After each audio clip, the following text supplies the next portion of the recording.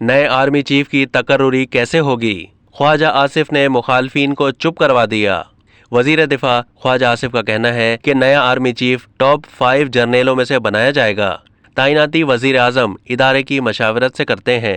ख्वाजा आसिफ का कहना है कि पाक फौज के सरबरा का इंतखाब हमेशा से टॉप 5 जर्नेलों में से किया जाता है।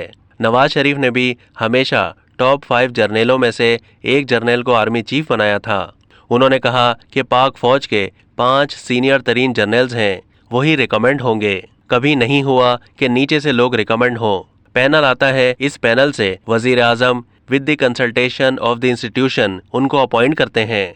ये मेरा तजर्बा है, ये मेरी खुशकिस्मती और मेरे लिए बाइस इज्जत है। बावजूद मेरे मुखालफिन जो कुछ कह रहे हैं कि 2 तकर्रुरियां जनरल राहील और जनरल बाजवा की, इसमें बतौर वजीर दिफा शामिल रहा।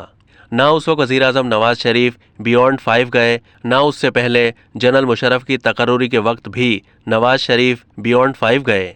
जो 5 बेहतरीन 3 स्टार्स जनरल सीनियर मोस्ट हैं, उनमें से अपॉइंट हुए।